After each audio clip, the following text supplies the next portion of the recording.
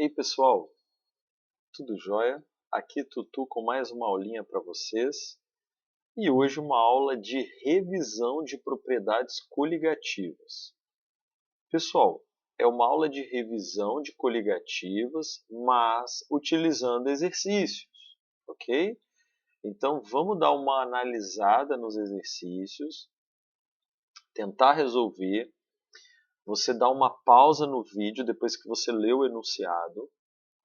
E aí depois você tenta resolver, terminou de resolver, dá o play de novo, ok? Lembrando que é uma revisão com exercícios, tá joia? Então vamos juntos aí nessa. Lembrando aí, ó, @proftutu lá no Insta, pode ficar à vontade. Pessoal, exercício 1. Sobre dois locais diferentes, o Monte Everest fica 8.800 metros de altitude, né? Isso em relação ao nível do mar, obviamente, e o Rio de Janeiro que está ao nível do mar. Responda, letra A. Em qual deles há a menor pressão atmosférica? E agora, pessoal? Em qual deles tem a menor pressão atmosférica? Dá uma pausa e pensa aí. Vamos para a resposta então? Olha só, pessoal. Eu costumo falar com os meus alunos o seguinte. Imagine que você está... Ops. Deixa eu colocar a canetinha aqui para a gente rabiscar. Imagine que você está ao nível do mar, ok? Está aqui o mar. Muito bem. Aqui a areia da praia. Tá? Imagina que você está aqui ao nível do mar, se divertindo na praia de máscara, né? Só o olhinho para fora. E o que vai acontecer? Você vai imaginar que acima da sua cabeça tem toda uma atmosfera, ok? Acima da sua cabeça tem toda uma atmosfera. Então, que é, né, você pode imaginar assim, uma grande coluna de ar sobre nossas cabeças, sobre a sua cabeça. E ao nível do mar, né, tirando ali algumas depressões que existem, ao nível do mar, nós temos a maior coluna de ar acima de nossas cabeças, certo? Essa coluna de ar, ela exerce uma pressão sobre nós, tá? E essa é a famosa pressão atmosférica. Agora, imagine, né, eu vou fazer o desenho de uma montanha aqui, ó. Imagine que esse aqui é o Monte Everest. E você está lá em cima do Monte Everest sem máscara. Por quê? Não tem mais ninguém, provavelmente, no Monte Everest além de você. Então não há necessidade de máscara. Correto?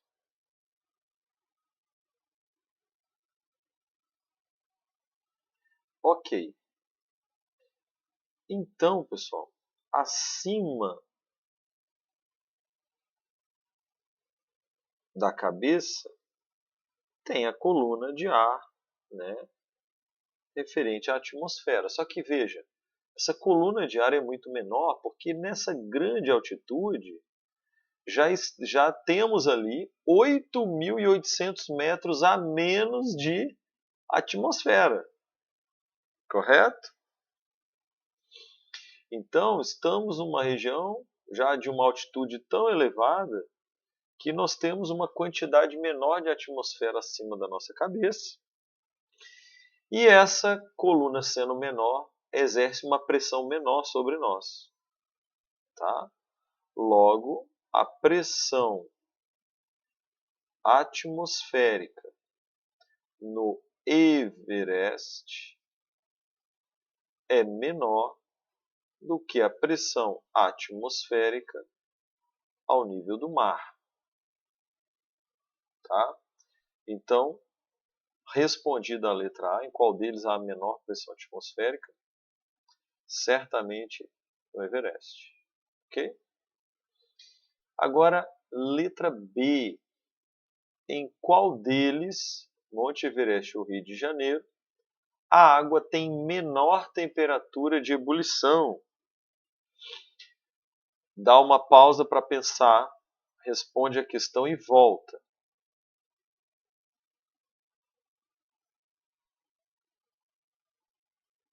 Deu play, vamos de novo, ok?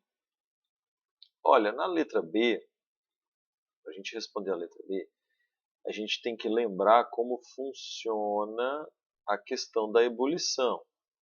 Imagine que você tem aqui um frasco com líquido dentro, você colocou no fogo e surgiram bolhas no fundo. Essas bolhas já são de vapor, tá? Quando que essa bolha vai conseguir subir, né, eclodir aqui em cima do líquido, que seria o momento da ebulição, do início da ebulição? Quando a pressão máxima, vou colocar aqui do lado, quando a pressão máxima de vapor do líquido estiver igual à pressão atmosférica do local, tá bom? Então a pressão atmosférica, ela funciona como se fosse uma pressão de oposição à ebulição, à saída do líquido, tá bom? Então, só quando atingir isso daqui é que começa a ebulição, tá? O aquecimento vai seguindo, a temperatura do líquido vai aumentando, mas só quando a pressão máxima de vapor igualar com a pressão atmosférica é que vai ebulir, né? Agora, imagine só, no alto do Everest, a pressão atmosférica é menor. Olha aqui, ó. Se a pressão atmosférica é menor do que no alto do Everest do que no Rio de Janeiro, ao nível do mar, tá? Então, a pressão máxima de vapor vai precisar também ser menor para igualar. Eu não preciso ter um valor alto de pressão máxima de vapor, tão alto quanto ao nível do mar, porque a pressão atmosférica no alto do Everest é menor. A gente está supondo no alto do Everest. Então, Everest. Então, a pressão atmosférica no alto do Everest ela é menor. Logo, para começar a ebulição, eu preciso de uma pressão de vapor menor do líquido para igualar. E para ter uma pressão de vapor menor, eu vou precisar aquecer menos.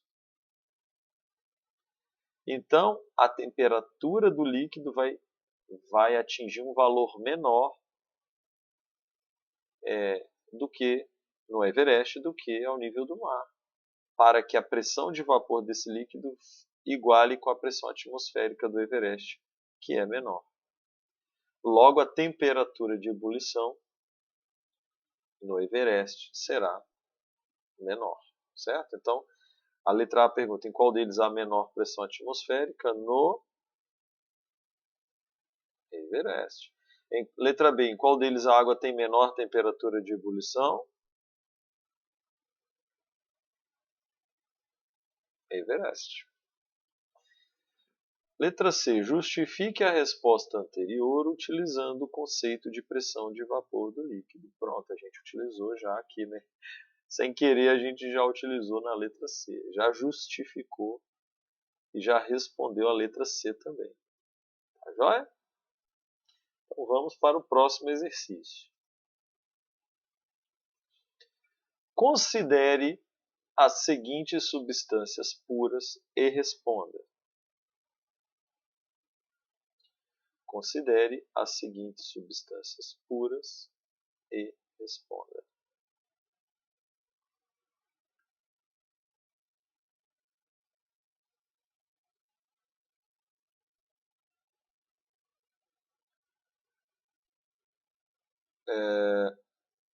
Água, etanol e óleo de cozinha. Você conhece essas três? São três substâncias que são muito conhecidas nossas, né? Então eu te pergunto, sabendo, ó, etanol, lembrando, é o álcool mais comum de utilizarmos, é o álcool de limpeza na nossa casa, tá? Então, qual deles é o mais volátil? O que é mais volátil? Mais volátil é aquela substância que mais volátil é aquela substância que evapora mais rapidamente, mais facilmente, que evapora numa temperatura mais baixa. Quem evapora mais facilmente aí, a água, o álcool ou o óleo? É claro que é o álcool, ok? Então, o álcool é o mais volátil. Letra B. Qual deles tem maior pressão máxima de vapor? Pessoal, por que que o álcool é mais volátil? Por que que o álcool é mais volátil? Porque ele tem maior pressão de vapor. O que é a pressão máxima de vapor? Vamos lembrar? Pressão máxima de vapor tem a ver com o seguinte. Se você coloca um líquido, né, dentro de um sistema fechado, as moléculas do líquido, numa determinada temperatura, as moléculas do líquido naturalmente começam a passar para o estado de vapor. E vão aumentando a pressão ali dentro. Tá? A pressão máxima de vapor é a pressão no momento em que ela fica constante, porque vai chegar um momento que a pressão do vapor aqui vai ser grande o suficiente para impedir a chegada de novas moléculas no estado de vapor. Então, a pressão máxima de vapor é aquela pressão desenvolvida ali dentro que vai ficar constante depois de um determinado tempo. Se o líquido tem maior pressão máxima de vapor, quer dizer que uma grande fração de suas moléculas passa para o estado de vapor. Isso significa que ele evapora mais facilmente. Isso significa que ele é mais volátil. Então, repara uma coisa comigo. Quanto maior a pressão de vapor, quanto maior a pressão de vapor, a pressão máxima de vapor, mais volátil é o líquido. Tá? Aqui a gente está pensando também o contrário, né? Quanto mais volátil, mais pressão de vapor ele desenvolve aqui nesse sistema. Tá? Então, qual deles tem a maior pressão máxima de vapor? Aquele que é o mais volátil. Novamente, é o álcool. Ele vai desenvolver maior pressão do vapor aqui dentro desse sistema fechado. Isso tem a ver, né, mantendo a temperatura constante, isso tem a ver com as interações intermoleculares. Interações intermoleculares mais fracas fazem o líquido ser mais volátil e ter maior pressão máxima de vapor. Letra C. Qual deles tem menor temperatura de ebulição? Gente, um líquido que evapora mais facilmente, que é o álcool, mais volátil, que gera maior pressão de vapor aqui dentro, é aquele líquido que precisaria aquecer menos, ou seja, que precisaria de uma menor temperatura de ebulição. Por quê? Porque ele já tem uma pressão de vapor elevada. A gente conversou na questão anterior que para acontecer ebulição, tem que a pressão máxima de vapor igualar com a pressão atmosférica. Se a pressão máxima de vapor já é elevada, eu preciso aquecer menos para conseguir chegar a pressão de vapor a igualar a pressão atmosférica. Então eu preciso de menor temperatura, ou seja, quem tem menor temperatura de ebulição é aquele que é mais volátil, que é aquele que tem maior pressão de vapor, que é também o álcool. Ok? Vamos para a próxima. Em países frios, existem algumas práticas que visam a minimizar os efeitos causados pelas baixas temperaturas. Ponto. Por exemplo, para evitar que a água contida no motor do carro congele, é comum a adição de uma solução anticongelamento. Outra prática é jogar sal na neve, com o objetivo de derreter a mesma ou evitar seu acúmulo. Sobre esse assunto e do ponto de vista das propriedades coligativas, responda a letra A. Porque a adição de um aditivo pode evitar que a água do motor do carro se congele. Letra A. Porque a adição de um aditivo pode evitar que a água do motor do carro se congele.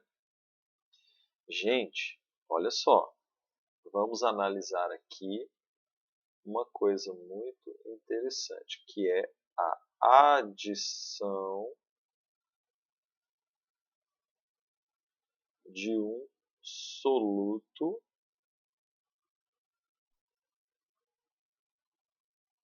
não volátil a um